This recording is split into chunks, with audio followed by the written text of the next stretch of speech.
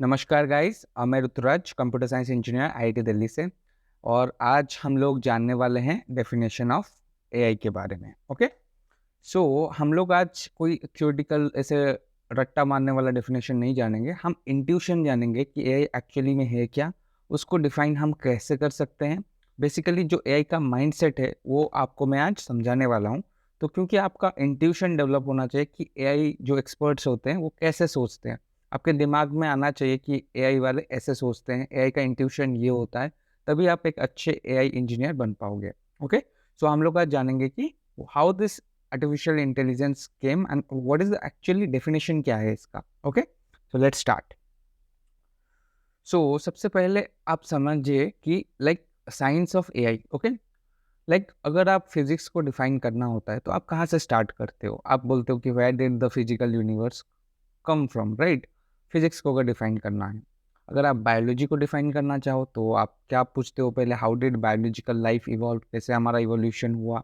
Okay, but अभी AI को आप कैसे डिफाइन करोगे? आप क्या क्वेश्चन पूछोगे? What is the nature of intelligent thought. तो अभी यहाँ पे जो टर्म है आर्टिफिशियल इंटेलिजेंस, अब यहाँ पे आप समझो, आर्टिफिशियल तो आप डिफाइन कर लोगे। आर्टिफिशियल मतलब कुछ भी जो कि एक नॉन मटेरियल या मटेरियल टाइप हो। ओके, आर्टिफिशियल हो। ओके, बट इंटेलिजेंस को आप कैसे डिफाइन करोगे? What is intelligence? तो अभी हमारा जो नेक्स्ट स्लाइड है तो उसी के ऊपर है कि हम इंटेलिजेंस को कैसे डिफाइन कर सकते हैं। Okay, so what is intelligence? So अभी पहले हम डिक्शनरी के डेफिनेशंस को देखते हैं। डिक्शनरी सिंपल बोलता है कि capacity for learning, reasoning, understanding and similar forms of mental activity.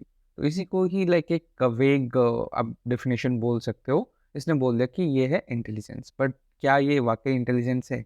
क्या आपको लगता है? जो कैपेसिटी फॉर लर्निंग, जो अच्छा लर्नर है वो इंटेलिजेंट है? जो रीजनिंग दे सकता है वो इंटेलिजेंट है? या फिर जो अच्छे से समझ पाए कोई भी सब्जेक्ट को वो इंटेलिजेंट है? या फिर कोई similar forms of mental activity? इसका मतलब क्या है? इसने डिफाइन नहीं किया कि similar forms of mental activity बहुत तरह की हो सकते हैं। कोई अच्छा दौड़ रहा है तो इज ही इंटेलिजेंट? ओके, कोई अच्छा स्विम कर रहा है तो इज ही इंटेलिजेंट? तो ये एक वेग डेफिनेशन है इंटेलिजेंस का। तो अभी आप थोड़ा सा उसको एलाबोरेट कर सकते हो, जैसे कि ability to perceive and act in the world, जो कि देखने सुनने की शक्ति हो, उसको अच्छे से वो समझ पाए उसके एनवायरनमेंट को, वो इंटेलिजेंस हो सकता है। रीजनिंग की प्रूविंग थ्योरम्स, मेडिकल डायग्नोसिस, या फिर planning, taking decisions, learning and adaptation, जैसे कि रिकमेंड मूवीज, आपके दोस्त बोलता है ये अच्छा मूवी है, ये बुरा मूवी है मत देख, क्या ये इंटेलिजेंस है? या फिर अंडरस्टैंडिंग टेक्स्ट, स्पीच, विजुअल शीन वगैरह वगैरह। सो अभी ये क्वेश्चन आता है कि इंटेलिजेंस क्या है। तो आप पहले सोचो कि how would you define intelligence, what exactly is intelligence, तभी हम आर्टिफिशियल इंटेलिजेंस को डिफाइन कर पाएंगे। आप वीडियो को 2 मिनट पॉज करके थोड़ा आप खुद से सोचो कि आप कैसे डिफाइन करोगे इंटेलिजेंस को। आप कब बोलते हो कि ये चीज़ इंटेलिजेंस है? फॉर एग्जाम्पल, एक बच्चा को आप पूछोगे 2+2=4, सपोज वो बच्चा 5 साल का है, तब आप बोलोगे यार ये बच्चा बहुत इंटेलिजेंट है। बट सेम चीज़ अगर आप एक लाइक थोड़ा सा जो कि लाइक अराउंड 12th क्लास में पढ़ रहा है, या फिर कोई बड़ा आदमी है लाइक 30 एज का है, उसको पूछोगे 2+2 और उसने 4 बोल दिया, तो क्या आप उसको इंटेलिजेंट बोलोगे? नहीं बोलोगे। क्वेश्चन तो सेम ही है, और उसने भी सॉल्व कर दिया और इसने भी सॉल्व कर दिया, तो सॉल्विंग तो दोनों ने कर दिया, बट क्या आप उस लाइक बुजुर्ग को इंटेलिजेंट बोलोगे? नहीं बोलोगे। क्यों नहीं बोलोगे? क्योंकि आपको पता है कि एबिलिटी है, वो बच्चे का एबिलिटी इतना नहीं है कि 2+2=4 बोल दे, बट उस बुजुर्ग का एबिलिटी डेफिनेटली है। ओके, सो आपको इंटेलिजेंस को पहले समझना होगा। बट अगर मैं कहूँ वो बुजुर्ग एक पैरालाइज्ड इंसान है, उसने कभी पढ़ाई नहीं की, वो लाइक पैरालाइज्ड है, तो उस केस में अब आप सोचो कि यार ये 2+2=4 बोल रहा है, तब वो इंटेलिजेंट बन जाएगा। तो आप समझ सकते हो कि इंटेलिजेंस थोड़ा कॉन्टेक्स्ट में आता है। ऐसा नहीं कि आप बोल दो ये अगर ये क्वेश्चन सॉल्व कर दे ये इंटेलिजेंट बन गया। ये थोड़ा अभी आपको समझ में आ रहा है कि लाइक रीजनिंग जो हमने यहाँ पे लिखा है डिक्शनरी में कि रीजनिंग, इसने तो रीजन कर दिया, तो बट इसको हम बुजुर्ग को इंटेलिजेंट नहीं बोल रहे हैं। ओके, अब नेक्स्ट पे जाते हैं। अब देखिए इंटेलिजेंस वर्सेस ह्यूमंस। तो पहला क्वेश्चन यहाँ पे आता है, आर ह्यूमंस इंटेलिजेंट? आप पूछो, अपने से पूछो, अपने दोस्तों से पूछो कि आर ह्यूमंस इंटेलिजेंट? डेफिनेटली आप बोलोगे हाँ ह्यूमंस इंटेलिजेंट है, एंड आप कंपेयर कर रहे हो किसके साथ, एनिमल्स के साथ या फिर बर्ड्स के साथ या फिर कोई भी लाइक पेड़ पौधे जो भी है, आप कंपेयर कर रहे हो कि नहीं नहीं ह्यूमंस बहुत इंटेलिजेंट है। क्यों? यू शुड आस्क कि आप क्यों ऐसा सोचते हो कि ह्यूमंस इंटेलिजेंट है। ओके, ये पहला क्वेश्चन है। नेक्स्ट क्वेश्चन है कि आर ह्यूमंस ऑलवेज इंटेलिजेंट? क्या ह्यूमंस हमेशा इंटेलिजेंट है? क्या आप ऐसा कोई भी काम नहीं करते हो जो कि गलत हो, जो कि अनइंटेलिजेंट हो? आप समझ रहे हो? जैसे कि आप कोई गलत काम कर दिए हो, कोई इंटेलिजेंस मतलब आप बेवकूफ़ी वाला काम कुछ कभी नहीं किए हो क्या? किए हो? तो are humans always intelligent? The answer is no. ये क्वेश्चंस आपके दिमाग में आने चाहिए। This is AI mindset. तो आपका दिमाग में ये परसेप्शन आना चाहिए कि एआई जो एक्सपर्ट्स होते हैं हाउ दे थिंक। ओके, तो पहला क्वेश्चन आ गया कि are humans intelligent? You might say yes. उसके बाद क्या आता है, are humans always intelligent? The answer is no. कभी कभी हम बेवकूफ़ी वाले काम भी करते हैं। ओके, सो अभी नेक्स्ट क्वेश्चन आता है, क्या non human behaviour be intelligent? ये एक बहुत ही इंपॉर्टेंट क्वेश्चन है। अब सोचो कि एक डॉल्फिन्स डॉल्फिन्स बहुत से ऐसे काम करते हैं, जैसे कि वो डॉल्फिन्स को आप व्हिसल मार के बोलते हो या फिर कुछ काम करने को बोलते हो, वो कर लेते हैं। तो क्या वो इंटेलिजेंट नहीं है? वो तो ह्यूमन बिहेवियर परसीव नहीं करते या फिर ह्यूमन बिहेवियर को रेप्लिकेट भी नहीं करते। ओके, या फिर आप डॉग्स की बात कर लो। डॉग्स का जो सेंस ऑर्गन है, वो कोई भी चीज़ को सूंघ के वो वहाँ तक पहुँच जाता है, राइट? उसका जो नोज़ का सेंस है। तो क्या वो इंटेलिजेंट नहीं है? क्या आप बोलोगे कि डॉग इंटेलिजेंट नहीं है कंपेयर टू ह्यूमंस? नहीं। सो ये भी क्वेश्चन आता है कि क्या नॉन ह्यूमन बिहेवियर भी intelligent? The answer is yes. Okay, but अभी यहाँ पे जो आया है कि replicating human behaviour early hallmark of intelligence. तो ये हमारा ह्यूमंस का परसेप्शन है कि हमने इंटेलिजेंस को कैसे डिफाइन किया है कि अगर कोई चीज़ ह्यूमन बिहेवियर को रेप्लिकेट कर रहा है तो हम बोल देते हैं उसको कि वो इंटेलिजेंस है। ये हमारा लाइक आप सोच सकते हो कि एक बायसनेस है, क्योंकि हम खुद ह्यूमंस है। तो आई डोंट थिंक कि कुत्ता वैसा सोचता होगा कि ह्यूमन इंटेलिजेंट है। कुत्ता क्या सोचता होगा कि नहीं नहीं मैं इंटेलिजेंट हूँ, ये ह्यूमन तो बेवकूफ़ ही है, क्या कर रहा है पता नहीं मेरे साथ। मुझे पता है मुझे खाना है, यहाँ पे जाना है, मुझे ये चीज़ ऐसे करना है। वो अपने हिसाब से सोच रहा है, तो उसका हॉलमार्क ऑफ इंटेलिजेंस यही होगा कि मैं इंटेलिजेंट हूँ, जैसे कि हमारा ह्यूमंस का है कि हम इंटेलिजेंट हैं। ओके, सो इंटेलिजेंस अभी यहाँ पे बहुत ही सब्जेक्टिव डेफिनेशन आ जाता है। अभी नेक्स्ट पे चलते हैं। ओके, सो अभी व्हाट इज आर्टिफिशियल इंटेलिजेंस? तो अभी हमने इंटेलिजेंस को डिफाइन कर दिया कि ये थोड़ा सा कॉन्टेक्चुअल डिफिनेशन होगा डिपेंडिंग ऑन द कॉन्टेक्स्ट। जैसे कि हम ह्यूमंस हैं या फिर कोई एनिमल्स होगा तो उसके कॉन्टेक्स्ट में होगा। तो अभी हम ह्यूमन से हम ह्यूमन की तरह इंटेलिजेंस को डिफाइन करते हैं कि कोई अगर हमारी तरह कर पाए वो इंटेलिजेंस है। ओके, तो अभी डिफाइन करते हैं आर्टिफिशियल इंटेलिजेंस को। तो यहाँ पे बहुत से बुक्स में बहुत सारे डेफिनेशंस आते हैं। सो अभी देखते हैं कि कौन सा डेफिनेशन एक्यूरेट होगा यहाँ पे। ओके, तो पहला डेफिनेशन देखते हैं।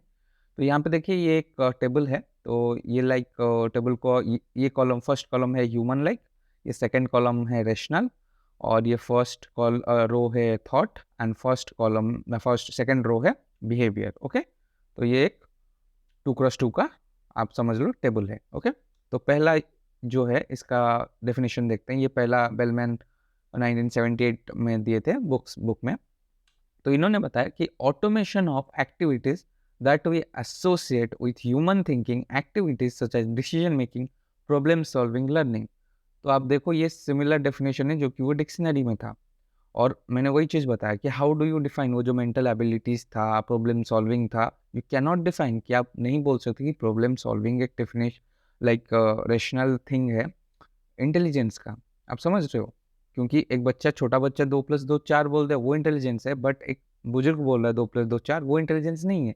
तो आप इसको ऐसे डिफाइन नहीं कर सकते आर्टिफिशियल इंटेलिजेंस को। यहाँ पे आप प्रॉब्लम समझो ये डेफिनेशन में।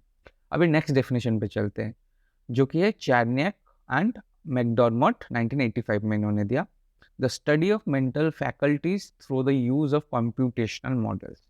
तो अभी यहाँ पे देखो डेफिनेशन में ही बहुत सारा कंफ्यूजन है। स्टडी ऑफ मेंटल फैकल्टीज, अब इसको डिफाइन पहले करना पड़ेगा, what is mental faculties through the use of computational models. अब फिर कंप्यूटेशनल मॉडल्स को आपको डिफाइन करना पड़ेगा कि which type of computational models.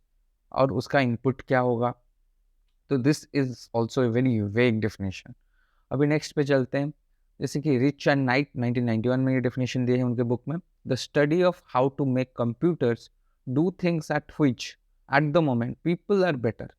अब सोचो आप चेस अच्छा खेलते हो, आप कोई भी एक कंप्यूटर या फिर सिस्टम बनाते हो जो कि आप बोल रहे हो कि जब तक ये मेरे लेवल का नहीं खेल देता तब तक ये इंटेलिजेंस है। आप समझ रहे हो? अगर ये मेरे लेवल का खेल दिया तो आप बोल रहे हो कि ये इंटेलिजेंस नहीं है, क्योंकि अब आप पीपल के साथ इसको कंपेयर कर रहे हो। तो इसको सिंपल टर्म्स में आप बोलो कि अभी धीरे धीरे ये इवॉल्व हो रहा है, इवॉल्व हो रहा है, और जब तक ये आपके लेवल पे आ गया तो आप बोलोगे कि ये अब इंटेलिजेंट बन गया। बट अब सोचो कि आपने थोड़ा सा स्ट्रेटेजी वाइज थोड़ा अच्छा खेल गए उससे ज़्यादा, तो आप क्या बोल रहे हो, ये इंटेलिजेंट नहीं है। तो ये तो कन्फ्यूजन हो गया। तब तो ये हमेशा आपके पीछे पीछे भागेगा कि आपको पकड़ने की कोशिश करेगा कि आप कितने अच्छे हो। समझ रहे हो? This is the issue. ये तो इशू होगा, ये आपको फॉलो कर रहा है, ये खुद इंटेलिजेंट नहीं बन पा रहा है, तो इसका जो इंटेलिजेंस है वो आप तक ही सीमित हो जा रहा है। तो ये डेफिनेशन में ये प्रॉब्लम है। अब जो लास्ट वाला डेफिनेशन है, the branch of computer science that is concerned with the automation of intelligent behaviour. Okay, so यहाँ पे थोड़ा सा रिफाइंड डेफिनेशन है ये, 1993 ल्यूजर एंड स्टबलफील्ड ने दिया है। The branch of computer science that is concerned with the automation of intelligent behaviour. ये थोड़ा सा रीजनल लग रहा है, ठीक है, ऑटोमेशन भी है और इंटेलिजेंट बिहेवियर को हमने डिफाइन किया, जो कि थोड़ा सा ह्यूमन लाइक हो, उसको थोड़ा सा हम ऑटोमेट कर रहे हैं।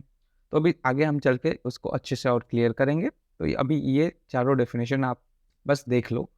Okay, next. ओके, सो अभी देखिए ये चारों को हमने ये जो चारों डेफिनेशन हमने देखा उसको हम थोड़ा सा समरी करते हैं, थोड़ा ब्रीफ में लेते हैं। ये चार तरह हमने देखा कि systems that think like humans, ये पहला हो गया। Systems that think rationally, systems that act like humans and systems that act rationally. तो ये जो चारों डेफिनेशन हमने देखे थे, इन चारों का आप ये समरी समझ लो। तो इन चारों में से कौन सा एक्चुअली में आर्टिफिशियल इंटेलिजेंस का डेफिनेशन होगा, अभी वो हम आगे डिसाइड करेंगे। ओके, सो पहले आप सोचो कि systems that think like humans, okay, क्या ये डेफिनेशन हो सकता है? कोई भी एक आप सिस्टम बना रहे हो जो कि ह्यूमन की तरह सोच रहा है, क्या आप उसको आर्टिफिशियल इंटेलिजेंस बोल सकते हो? या फिर एक सिस्टम जो कि ह्यूमन की तरह एक्ट कर रहा है, ह्यूमन की तरह काम कर रहा है, उसको आप बोलोगे? या फिर जो रेशनली थिंक कर रहा है, ह्यूमंस की तरह नहीं, रेशनली थिंक कर रहा है कि ये सही है, ये गलत है एंड ऑल, उसको आप आर्टिफिशियल इंटेलिजेंस बोलोगे? या फिर जो कि रेशनली एक्ट कर रहा है, उसको आप आर्टिफिशियल इंटेलिजेंस बोलोगे? अब चारों का हमने पूरा अच्छे से डिफाइन करके हम देखेंगे कि कौन सा एक्चुअली में डेफिनेशन फिट हो रहा है। ओके ओके, पहले हम चलते हैं थिंकिंग ह्यूमनली में। ओके, तो इससे पहले मैं बता दूं आपको, लाइक आप समझ सकते हो ये डिफाइन करना आर्टिफिशियल इंटेलिजेंस को इतना मुश्किल क्यों है।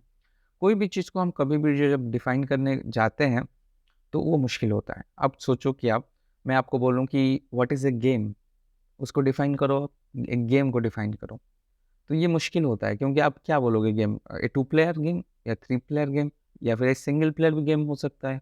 अब गेम में क्या आ जाता है, आपको कोई सामान चाहिए गेम के लिए, may be not.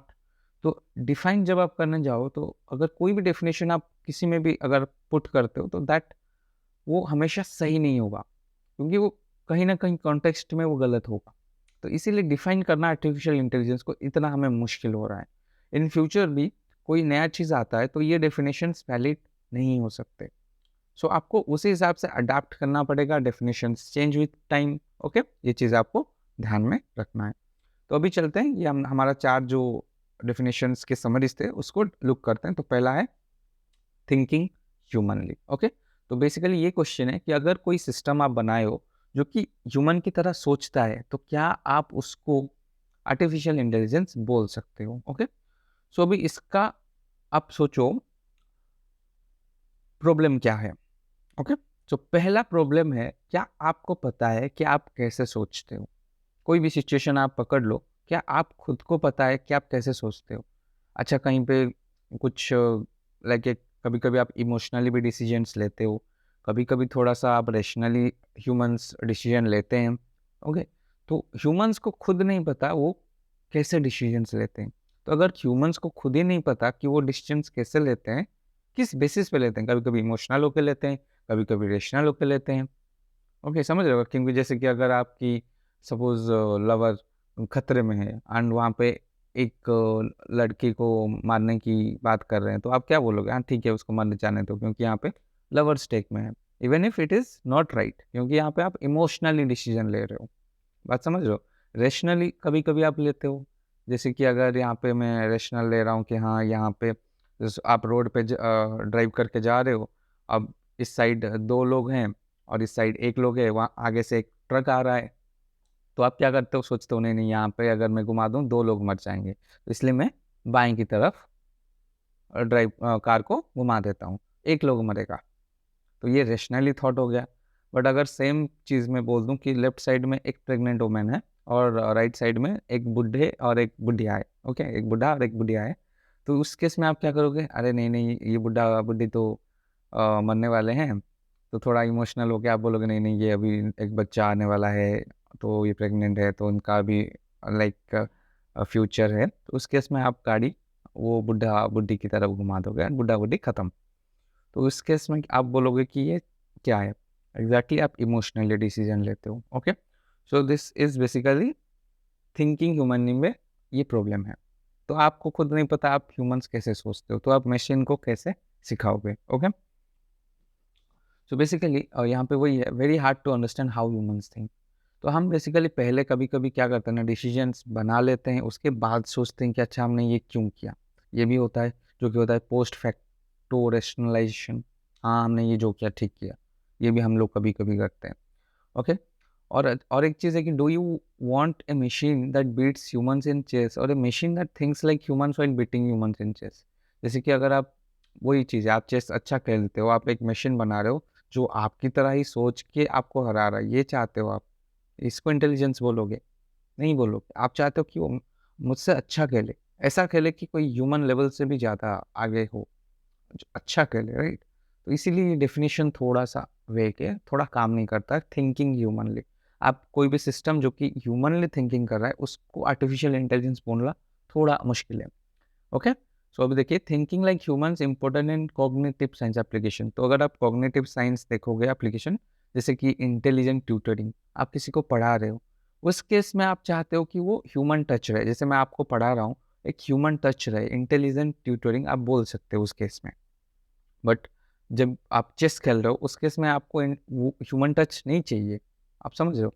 And then is expressing emotions in interfaces. कभी-कभी आपको इमोशन एक्सप्रेस करना होता है, ओके?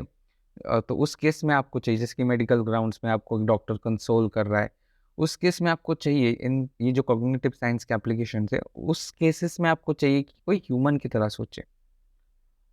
आप बात समझो, लेकिन सिस्टम नहीं चाहता कि लाइक आप हमेशा नहीं चाहोगे कि सिस्टम भी मशीन की तरह, ह्यूमन की तरह सोचे, ओके?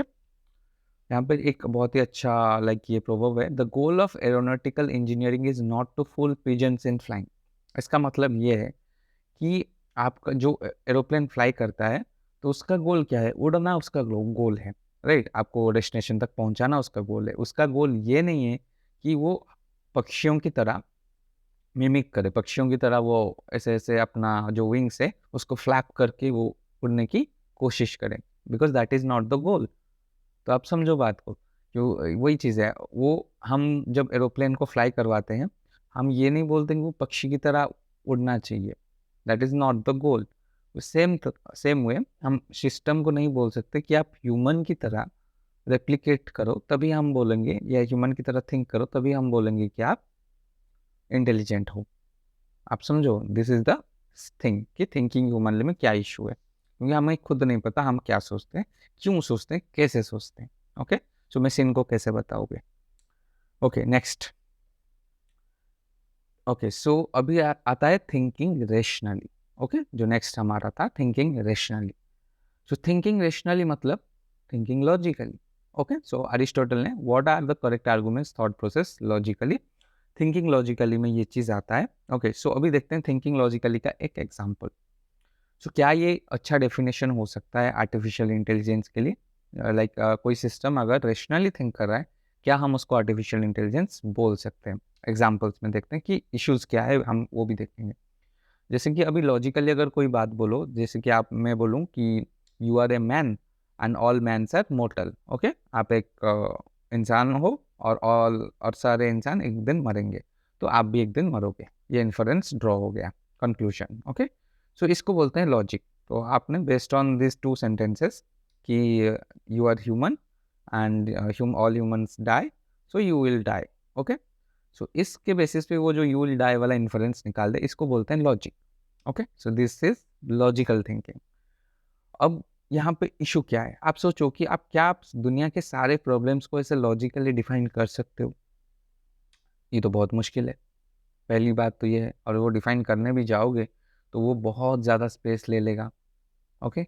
जैसे कि आप कोई एक रोबोट मार्स पे छोड़ दिए हो, क्या आप हमेशा उसको लॉजिकली बोल सकते हो कि अच्छा देखो, अगर यहाँ पे एक पहाड़ आया तो ये करना है, एक गड्ढा आया तो ये करना है।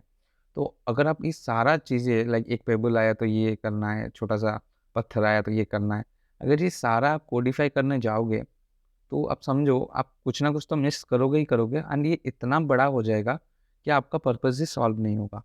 आपका पर्पस था मार्स का एक्सप्लोर करना, आप वो भी नहीं कर पाओगे। आप कोडिफाई में करके वो कहीं पे गलत हो गया तो आपका $1,000,000 गया। ये पहला इशू है। दूसरा इशू क्या है इसमें थिंकिंग रेशनली में, कि क्या हमारे सारे एक्शंस रेशनल थिंकिंग होते हैं। फॉर एग्जांपल एक कैंडल जल रहा है और उसमें आपका हाथ लग गया, क्या आप वहाँ पे रेशनली डिसीजन लेते हो? आप सोचते हो कि अच्छा ये देखो मेरा हाथ जल रहा है, मुझे दर्द हो रहा है, मुझे यहाँ से हाथ को निकालना पड़ेगा। क्या आप इतना ज़्यादा सोचते हो? नहीं सोचते हो। आप क्या करते हो? डायरेक्टली रिफ्लेक्स एक्शन लेते हो, इमीडिएटली, तुरंत एक्शन लेते हो विदाउट एनी थिंकिंग, कोई भी कुछ भी सोच नहीं, कुछ नहीं, आप सीधा ऐसे हाथ निकाल देते हो। हाँ कि नहीं? कोई भी आग आग में जब आप ऐसे लग जाता है या फिर शॉक का करंट पे लग जाता है, आप सीधा हाथ उठाते हो, कहीं कुछ भी नहीं सोचते हो। तो ये होते हैं रिफ्लेक्स एक्शन। तो इस केस में कभी-कभी आप सोचो कि एक रोबोट जा रहा है, सडनली आगे कोई ऑब्स्टेकल आ गया, तो उस केस में आप क्या करते हो? रिफ्लेक्स एक्शन लेना पड़ जाता है। आप नहीं बोलते हो कि बाबा तू साइड हो जा। आप इमीडिएटली पीछे एक रोबोट को बोलते हो, नहीं-नहीं रुक के पीछे आ जाओ एक कदम। तो ये होते हैं रिफ्लेक्स एक्शंस। तो अगर हम थिंकिंग रैशनली को आर्टिफिशियल इंटेलिजेंस बोल दें, तो वो सारे रिफ्लेक्स एक्शंस को हम डिफाइन ही नहीं कर पाएँगे। तो ये भी एक प्रॉब्लम है। और एक चीज़ है, what is the purpose of thinking? तो हम क्यों सोच रहे हैं ऐसा? थिंकिंग रैशनली जो है, हम सोच क्यों रहे हैं? जैसे कि ये आग पे अगर आपका हाथ है, क्या यहाँ पे सोचना ज़रूरी है? बिल्कुल भी नहीं है। इमीडिएटली आपको रिफ्लेक्स एक्शन यहाँ पे लेना होगा। There is no purpose of thinking. तो जहाँ पे पर्पस ऑफ थिंकिंग आता है, मे बी नॉट, वहाँ पे हम रैशनैलिटी की बात करते हैं। ओके, फॉर एग्ज़ाम्पल एक एग्ज़ाम्पल देता हूँ।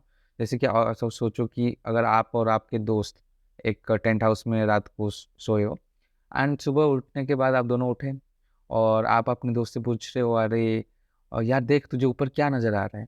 और आपका दोस्त बोला है, ऊपर तो मुझे नीला आसमान नज़र आ रहा है, बहुत सारे लाइक तारे नज़र आ रहे हैं। सोचो कि 4 बजे का वक़्त है और चाँद भी नज़र आ रहा है। तो अभी आप बोल रहे हो दोस्त को, "गधा है क्या? अरे हमारा टेंट कहाँ है? टेंट कोई लेके भाग गया, तुझे दिख नहीं रहा है।" तो अब यहाँ पे सोचो कि आपका दोस्त सही बोल रहा है, वो कोई कुछ गलत नहीं बोल रहा है, वो वही बोल रहा है जो कि वो देख रहा है, रैशनैलिटी है वो रैशनली बोल रहा है कि ऊपर आसमान है, तारे हैं, चाँद है, सब कुछ है। बट आप यहाँ पे ज़्यादा इंटेलिजेंट हो क्योंकि आप देख पा रहे हो कि वो जो टेंट में आप सोए थे दोनों, टेंट कोई लेके भाग गया है, टेंट कोई चुरा ले गया है। तो यहाँ पे कंपैरेटिवली आप इंटेलिजेंट बन रहे हो कंपेयर टू आपके दोस्त के। तो यहाँ पे अगर आपका दोस्त रेशनल भी है, थिंकिंग भी कर रहा है, वो गलत है। या फिर आप बोल सकते हो वो ज़्यादा इंटेलिजेंट नहीं है आपके कंपैरिजन में। ओके? सो अभी हम चलते हैं नेक्स्ट में, एक्टिंग ह्यूमनली। ओके, सो ट्यूरिंग टेस्ट। सो ट्यूरिंग टेस्ट क्या है पहले हम थोड़ा सा जान लेते हैं। सो बेसिकली आप सोचो कि यहाँ पे एक इंसान बैठेगा, ह्यूमन, ओके। यहाँ पे आपका एक स्क्रीन रहेगा, यहाँ पे एक कंप्यूटर रहेगा, ओके, या फिर कंप्यूटर और ह्यूमन कुछ भी रह सकता है। सोचो कि यहाँ पे एक अभी कंप्यूटर है, तो अभी क्या करेगा ना, ये ह्यूमन क्वेश्चंस पूछेगा इस कंप्यूटर को, ओके, और ये कंप्यूटर आंसर्स देगा। अब ये ह्यूमन को बताना है कि ये स्क्रीन के पीछे कंप्यूटर है या फिर ह्यूमन है। अगर ये सही में बता देता है कि ये कंप्यूटर है, तो बेसिकली कंप्यूटर फेल हो गया। तो कंप्यूटर को क्या करना है ना, कंप्यूटर को ऐसा आंसर्स देना है कि ह्यूमन को, ये जो यहाँ पे बैठा है ह्यूमन, उसको ना लगे कि मैं कंप्यूटर हूँ, मैं मशीन हूँ। तब जाके वो ट्यूरिंग टेस्ट पास कर पाएगा। Okay, so if the human cannot tell whether the responses from the other side of a wall are coming from a human or computer, then the computer is intelligent. ये होता है Turing test. Okay, तो acting humanly को जानने से पहले हमको ये चीज़ डेफिनेशन आपको ट्यूरिंग टेस्ट का जानना होगा। तो ये इंसान को बताना है कि पर्दे के पीछे जो है वो ह्यूमन है या फिर कंप्यूटर है। क्वेश्चन पूछेगा, वो आंसर देगा, एंड वो आंसर से उसको इंटरप्रेट करना है। ये होता है ट्यूरिंग टेस्ट। यहाँ पे अगर आप टोटल ट्यूरिंग टेस्ट भी एक होता है। टोटल ट्यूरिंग टेस्ट में क्या होता है ना, वो कंप्यूटर विजन भी आ जाता है। बेसिकली ये एक वीडियो या फिर कोई वीडियो फाइल्स एंड वगैरह, ये ह्यूमन उसको क्वेश्चन के टाइप में देता है और उसके बेसिस पे ये कंप्यूटर उसका आंसर देता है और उसको वो इंटरप्रिटेशन फिर देखता है कि अच्छा ये वीडियो को इसने ऐसा इंटरप्रेट किया। मतलब सोचो कि आपने एक मूवी दिखा दिया उसको, अब आप बोल रहे हो कि इस मूवी से आपको क्या कंक्लूजन ड्रॉ कर रहे हो। तो उस केस में आपको वो टोटल ट्यूरिंग टेस्ट बोला जाता है। बट आप नॉर्मल ट्यूरिंग टेस्ट यही होता है कि आप क्वेश्चन पूछो, टेक्स्ट क्वेश्चन पूछो, वो लाइक आउटपुट देता है एंड सिंपल नॉर्मल रहता है। बट टोटल ट्यूरिंग टेस्ट में लाइक कंप्यूटर विजन यूज होता है। ओके, लाइक परसेप्शन जो आप बोल सकते हो। नेक्स्ट, सो एक्टिंग ह्यूमनली, तो एवरी ईयर यहाँ पे लोबनर प्राइज अनाउंस होता है कि कौन सा, वो जो मैंने ट्यूरिंग टेस्ट की बात की थी, लोग आप अपना मशीन लेके जाओ, सिस्टम लेके जाओ। अगर वो उस जो भी वो इस साइड में इंटरप्रेटर बैठा होगा, जो इंसान बैठा होगा, अगर वो फूल हो गया तो आपको $1,000,000 का प्राइज़ मिलेगा। ओके, ये हर साल होता है। तो आप भी चाहो तो आपका सिस्टम लेके यहाँ पे जा सकते हो। ओके, सो अब एक्टिंग ह्यूमनली, तो कोई भी सिस्टम अगर ह्यूमंस की तरह एक्ट कर रहा है तो क्या हम उसको आर्टिफिशियल इंटेलिजेंस बोल सकते हैं? This is the question. तो अब सोचो कि क्या हो अगर जो पर्दे के पीछे ह्यूमन हो, ओके, और उसके पास सारा नॉलेज हो। सोचो कि शेक्सपियर एक्सपर्ट हो कोई, ओके, तो शेक्सपियर के बारे में उसका ज्ञान पूरा, उसने A to Z शेक्सपियर के बारे में उसको सब पता हो, एंड इस साइड से ह्यूमन क्वेश्चन पूछ रहा है। अब वो आंसर, सारा आंसर्स पर डिटेल में दे दिया। तो अब ये ह्यूमन क्या बोलेगा, अरे इसने तो सारा आंसर दे दिया, तो ये ह्यूमन नहीं हो सकता, क्योंकि उसका परसेप्शन यही है कि ह्यूमंस मेक मिस्टेक्स और ये एक भी मिस्टेक नहीं कर रहा है।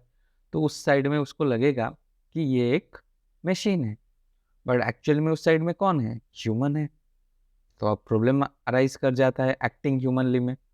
आप समझ रहे हो, क्योंकि अब इसने बोल दिया कि उस साइड में जो है वो मशीन है, बट एक्चुअली में ह्यूमन है। तो अब यहाँ पे एक्टिंग ह्यूमनली वाला जो डेफिनेशन है हमारा, ये फंस गया, क्योंकि आप बोल रहे हो कि system that act humanly, but what if humans act like a machine? तो अब आप डिफरेंशिएट कैसे करोगे फिर? डिफरेंशिएट कर ही नहीं पाओगे। सो this is the problem with acting humanly.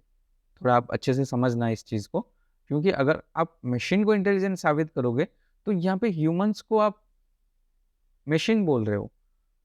तो आप समझ रहे हो, तो आप यहाँ पे कॉन्ट्राडिक्ट कर रहे हो। आप, आपने जो टेस्ट रखा था वो फेल हो जा रहा है बेसिकली, सिंपल बात में। Okay, so this is the thing, this is the problem. ये प्रॉब्लम है एक्टिंग ह्यूमनली में। ओके, सो अब नेक्स्ट चलते हैं। ओके, सो एक्टिंग रेशनली, तो ये लास्ट हमारा जो टर्म था, डेफिनेशन था, कि कोई भी सिस्टम अगर रेशनली एक्ट कर रहा है तो क्या हम उसको आर्टिफिशियल इंटेलिजेंस बोल सकते हैं? Rational behaviour, doing the right thing. तो यहाँ पे क्वेश्चन पहले तो आना चाहिए आपके दिमाग में कि रेशनल बिहेवियर क्या है। तो अभी सिंपल लगता है डेफिनेशन, जो कि डूइंग द राइट थिंग। अभी what is the right thing? जैसे कि मैंने बोला, आप रोड में कार चला के जा रहे हो, एक साइड में एक प्रेग्नेंट लड़की है और दूसरे साइड में एक बुढ़ा है और एक बुढ़िया है। अब आप, आगे से एक ट्रक आ गया, आप किस तरफ आपका स्टीयरिंग घुमाओगे? तो what is the right thing here? तो ये डिफाइन करना बहुत मुश्किल है। बट अभी ये right thing, what ever might be right for you, जो आपके लिए सही हो, वो नीड नॉट बी मेरे लिए सही हो। आपको लगेगा कि नहीं नहीं, वो बुढ़ा बुढ़ी बहुत ज़्यादा एज हो गया है, आप घुमा दो इस तरफ। एक यहाँ पे लाइक बुढ़ा बुढ़ी मर गए तो ठीक है, कोई इशू नहीं, हो तो ऐसे भी अपना ज़िंदगी जी गए। बट यहाँ पे मैं ऐसा सोच सकता हूँ कि नहीं यहाँ पे 2 जान हैं, 2 लोग हैं, यहाँ पे 1 लोग है, तो मैं इस तरफ घुमा सकता हूँ। तो ये डिफाइन करना बहुत मुश्किल है what is the right thing. Okay? So अब देखिए, need not always be deliberative, जो रिफ्लेक्सिव मैं बोला वही चीज़ कि आपका सारा एक्शंस कभी भी आप डिफाइन नहीं कर सकते। कोई-कोई एक्शन आप रिफ्लेक्सिव भी होता है। जैसे कि यहाँ पे अगर आप कन्फ्यूज़ हो, तो किसी भी तरह घुमा सकते हो, राइट घुमा सकते हो। अगर आप राइटी हो, मे बी आप राइट घुमा दो विदाउट एनी कोई भी थॉट, बिना लिए रिफ्लेक्सिव भी ये हो सकता है। ओके? एरिस्टोटल ने ये लाइन बोला है, every act and every inquiry and similarly every action and every pursuit is thought to aim at some good. Okay? तो बेसिकली ये होता है एक्टिंग रेशनली, जो कि समवॉट हम बोल सकते हैं कि ये आर्टिफिशियल इंटेलिजेंस का डेफिनेशन हो सकता है, सिस्टम्स दैट एक्ट रेशनली। क्योंकि रेशनली को हम राइट थिंग जो बोल रहे हैं, तो राइट थिंग को इतना अच्छे से हम डिफाइन नहीं कर सकते, उसको बाद में हम रीजनिंग देना पड़ेगा। क्योंकि अगर आप एक सेल्फलेस लाइक ड्राइवरलेस कार जा रहा है और उसने 2 लोग यहाँ बुड्ढे बुड्ढे को उड़ा दिया, तो उस केस में आप क्या बोलोगे? बाद में आप बोलोगे कि नहीं क्योंकि उस साइड में एक प्रेग्नेंट लड़की थी, आप रीजनिंग बाद में दोगे। पहले तो वो रिफ्लेक्सिव एक्शन ले लेगा, भले ही वो कुछ भी सोचता हो, उससे कोई फर्क नहीं पड़ता, वो एक्शन ले लिया और बाद में आप उसको जस्टिफाई करोगे कि नहीं उस साइड में एक प्रेग्नेंट लड़की थी जो कि एक बच्चे की माँ बनने वाली थी, तो उस इसलिए इसने वो दोनों बुड्ढा बुड्ढी को उड़ा दिया गाड़ी ने। ओके, सो ये बाद में आता है। ओके, सो ये थोड़ा अच्छा डेफिनेशन है, acting systems that act rationally, आप बोल सकते हो as artificially intelligent systems. Okay, so acting thinking, अभी यहाँ पे 2 चीज़ हम देखेंगे, weak AI hypothesis versus strong AI hypothesis. Okay, weak hypothesis क्या होता है? Machines could act as if they are intelligent, and strong hypothesis क्या होता है? Machines that act intelligent have to think intelligently too. Okay, so ये दोनों का अभी मैं मतलब आपको समझाता हूँ। तो आप सोचो कि आपको कुछ नहीं पता एक टॉपिक के बारे में, बट मैं क्या कर रहा हूँ ना, आपको एक पूरा किताब दिया हूँ, उसमें सारा आंसर्स लिखा हुआ है, और अभी आपको कोई क्वेश्चन पूछ रहा है, आप क्या कर रहे हो ना, एक खिड़की के पीछे से खिड़की बंद करके वो बुक खोल के देख रहे हो और सारा कुछ आंसर्स दे रहे हो। तो अब आप इंटेलिजेंट तो एक्ट कर रहे हो, but can are you thinking intelligently? क्या आप सोच रहे हो इंटेलिजेंटली? नहीं। बट उस आदमी को लग रहा है कि आप इंटेलिजेंटली एक्ट कर रहे हो, क्योंकि आपको सारा आंसर्स पता है, क्योंकि आप बुक देख के बोल रहे हो, बट आप कुछ सोच नहीं रहे हो, आप you are not intelligently thinking. और स्ट्रॉन्ग हाइपोथेसिस क्या कहता है कि machines that act intelligently have to think intelligently too. अगर आपके पास वो सारा नॉलेज है, आपको किताब देखने की ज़रूरत भी नहीं है, आप डायरेक्टली वहाँ पे बोल सकते हो कि ये आंसर है इसका। तो इसको बोलते हैं स्ट्रॉन्ग एआई हाइपोथेसिस, आप सोच भी रहे हो और एक्ट भी कर रहे हो। ओके, तो ये दोनों डेफिनेशन हमें बाद में काम आने वाले हैं। Okay, next. सो अभी चीज़ है कि रेशनल एजेंट्स, जो हमने बोला था, रेशनल एजेंट्स क्या है? An agent should strive to do the right thing based on what it can perceive and the actions it can perform. The right action is the one that will cause the agent to be the most successful. वही चीज़ है, हमने बात की थी इसके बारे में कि अभी राइट थिंग क्या है, उसको तो हम डिफाइन नहीं कर सकते।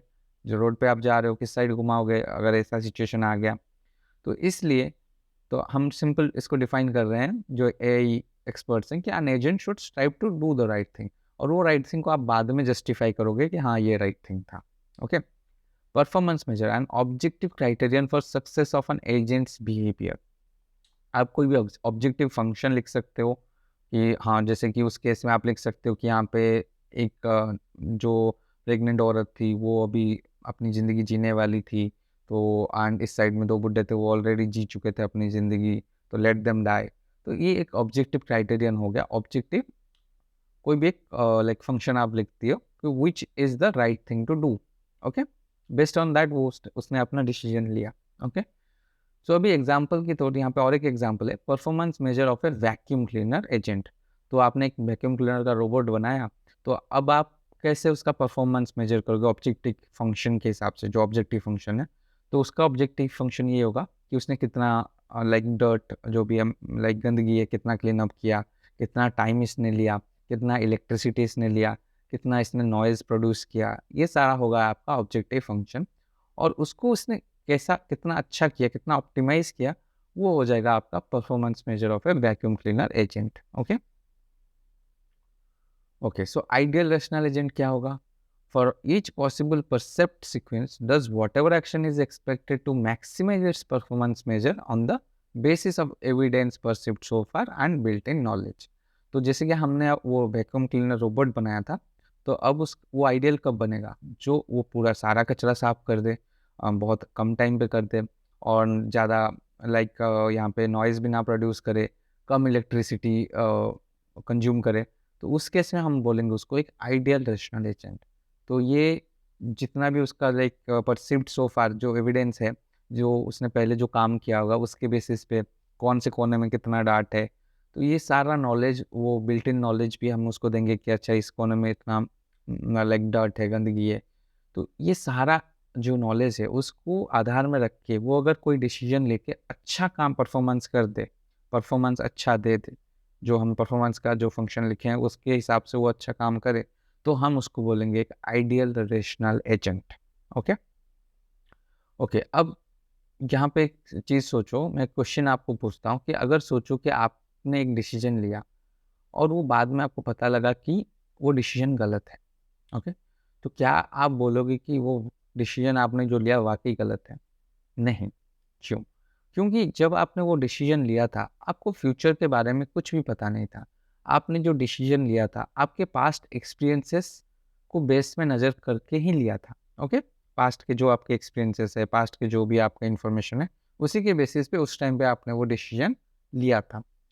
तो उस टाइम पे वो डिसीजन राइट था। बाद में आपको पता लगा कि ये चीज़ें सब बदलने लगी एंड आपको प्रॉब्लम फेस होने लगा, तो बाद में वो डिसीजन गलत हुआ। ओके? सेम वे, तो आइडियल रेशनल एजेंट के केस में वो जो डिसीजन लिया था, तो वो based on the past built in knowledge या फिर पास्ट एक्सपीरियंसेस लिया था, तो उसको हम डिफाइन नहीं कर सकते कि बाद में कि ये गलत डिसीजन हुआ है इसके लाइक परसेप्शन में। तो उस केस में जो बेसिस उसका जो नॉलेज है उसी के आधार पे अगर वो कोई डिसीजन लेता है, तो हमें उसी के बेसिस पे ही मेजर करके उसको डिफाइन करना पड़ेगा। वो कोई एस्ट्रोलॉजर तो नहीं है वो फ्यूचर प्रेडिक्ट करेगा। आप समझ रहे हो? तो उसी के ही कॉन्टेक्स्ट में हमको डिफाइन करना पड़ेगा वो परफॉर्मेंस मेजर कि वो कितना अच्छा किया।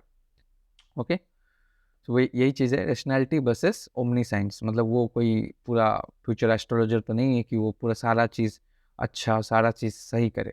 बेस्ड ऑन द कॉन्टेक्स्ट वो कितना सही कर रहा है, ये चीज़ हमको मेजर करना है, जो कि आइडियल रेशनल एजेंट का कॉन्सेप्ट है। ये चीज़ आपको समझना है।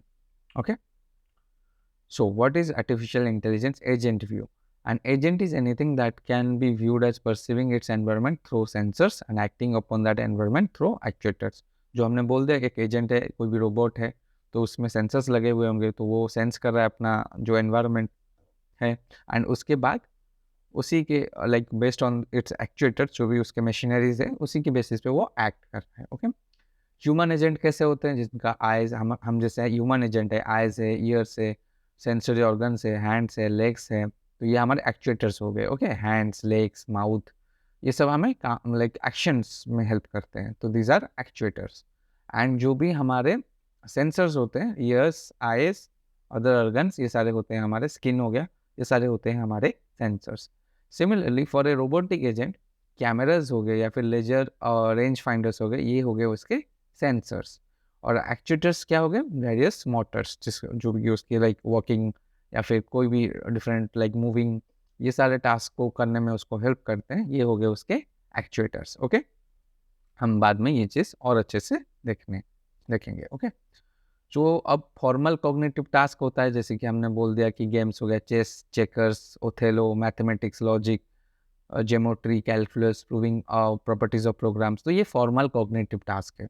तो अगर हम बोलेंगे कि कोई भी अगर सिस्टम जो चेस अच्छा खेलता हो, तो वो इंटेलिजेंट है, तो ये सारा आ जाएगा इस डेफिनेशन के अंदर कि फॉर्मल कॉग्निटिव टास्क को हम उसको कंप्लीट कर दे तो हम उसको इंटेलिजेंट बोल रहे हैं, इंटेलिजेंट सिस्टम्स बोल रहे हैं।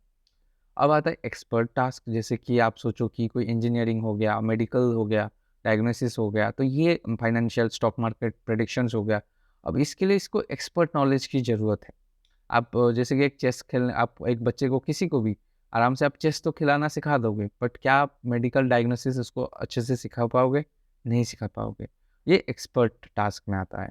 तो आपको उसके लिए एडिशनल नॉलेज देना पड़ेगा। तो उस टाइप के सिस्टम्स को अगर आप डिफाइन करते हो इंटेलिजेंट, तो आपको एक्सपर्ट टास्क को पहले उसको सिखाना पड़ेगा। ओके, अब आता है परसेप्चुअल टास्क, जैसे कि परसेप्शन हो गया, विजन हो गया, स्पीच हो गया, नेचुरल लैंग्वेज अंडरस्टैंडिंग हो गया, चाइनीज़ अंडरस्टैंड कर गया, जापानीज़ अंडरस्टैंड कर गया, या फिर ट्रांसलेट कर दिया इसने चाइनीज़ टू इंग्लिश।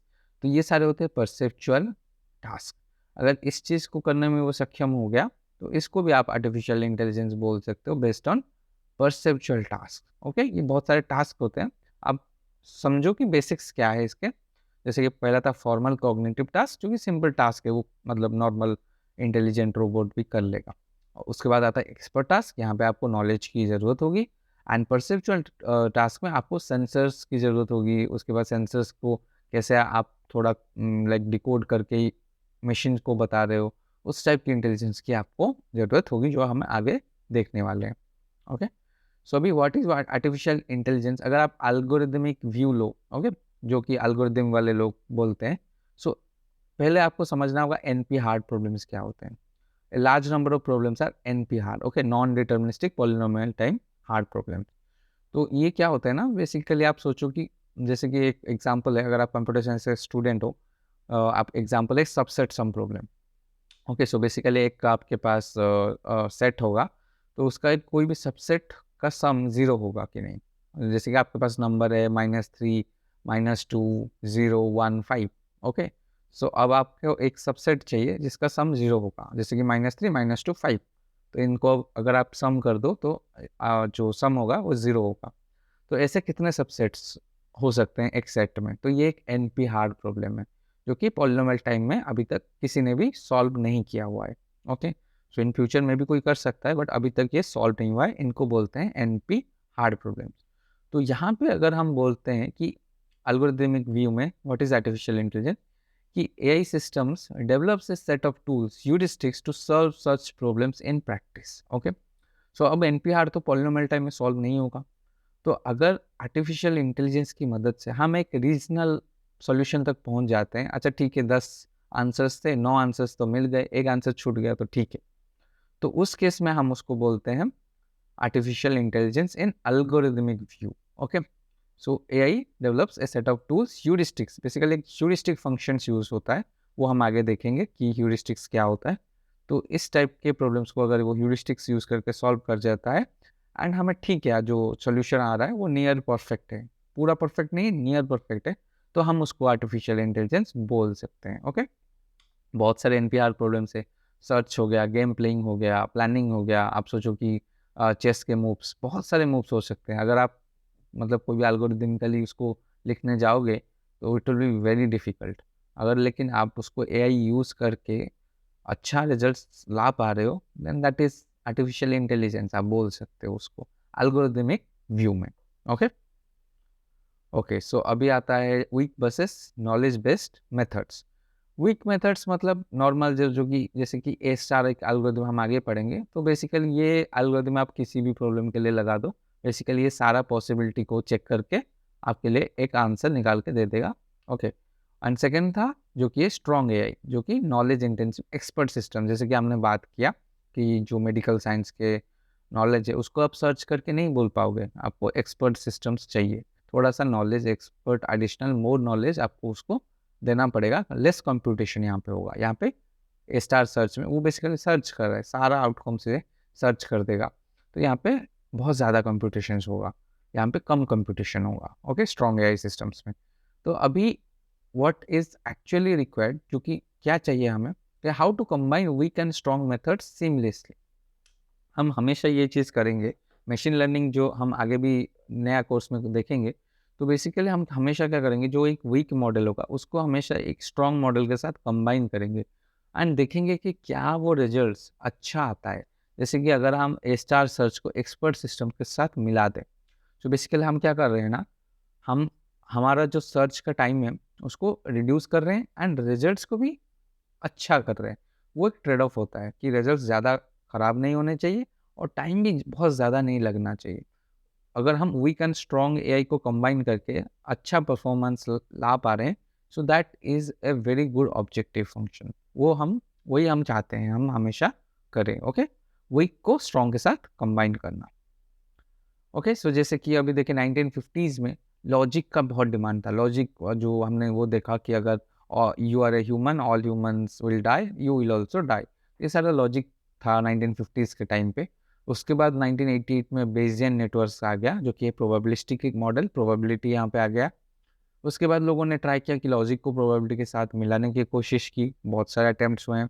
उसके बाद 2013 के बाद से डीप न्यूरल नेटवर्क्स आ गया, जैसे कि यान लैकून हो गए, यशुआ वेंजियो हो गए, ये सारे जो लीडर्स हैं डीप न्यूरल नेटवर्क्स के, तो अभी ये 2013 को डीप न्यूरल नेटवर्क्स पे काम कर रहे हैं। तो अभी कोई बहुत से साइंटिस्ट हैं जो कि न्यूरल नेटवर्क्स को कंबाइन कर रहे हैं प्रोबेबिलिस्टिक के साथ, न्यूरल नेटवर्क्स को कंबाइन कर रहे हैं लॉजिक के साथ। तो बेसिकली वीक और स्ट्रॉन्ग सिस्टम्स को ये हमेशा कंबाइन करने की कोशिश करते हैं, क्या पता कुछ अच्छा निकल के आ जाए। ओके ओके, सो अभी हम नेक्स्ट यहाँ पे search, constant satisfaction, logic games next phase में पढ़ने वाले हैं। एंड इसके बाद अनसर्टनिटी, प्रोबेबिलिस्टिक नॉलेज जो हमने अभी देखा, उसके बाद फेज सी में डीप न्यूरल नेटवर्क्स भी हम देखने वाले हैं इस कोर्स में। ओके, सो आई होप ये वीडियो आपको अच्छा लगा। ये पूरा डिटेल्ड वीडियो था आपके लिए, आर्टिफिशियल इंटेलिजेंस क्या है। तो बेसिकली कोई भी सिस्टम अगर वो रेशनली एक्ट करता है तो उसको हम एक आर्टिफिशियली इंटेलिजेंस सिस्टम बोल सकते हैं। क्यों बोल सकते हैं, आपको मैंने पूरा डेफिनेशन बताया उसका, उसका हिस्ट्री बताया, आपको पूरा इंट्यूशन दिया। और एक चीज़ हमने बताया कि एल्गोरिदमिक जब व्यू आप लेते हो, एल्गोरिदम जिसको डिटर्मिनिस्टिक वालों को अगर आप बोलना हो कि अगर एआई कोई ह्यूरिस्टिक यूज़ करके एनपीआर प्रॉब्लम को नियर परफेक्ट सॉल्यूशन निकाल देता है, तो हम उसको एक आर्टिफिशियली इंटेलिजेंट सिस्टम बोलेंगे। ओके, सो ये सारे हो गए आर्टिफिशियल इंटेलिजेंट सिस्टम के definitions. Okay, so I hope ये वीडियो आपके लिए बहुत इन्फॉर्मेटिव था। ये बहुत मेहनत लगा मुझे ये वीडियो बनाने में। तो do like and comment, okay, and subscribe भी कर लेना। मिलता है नेक्स्ट वीडियो में। Till then take care, thank you, bye bye.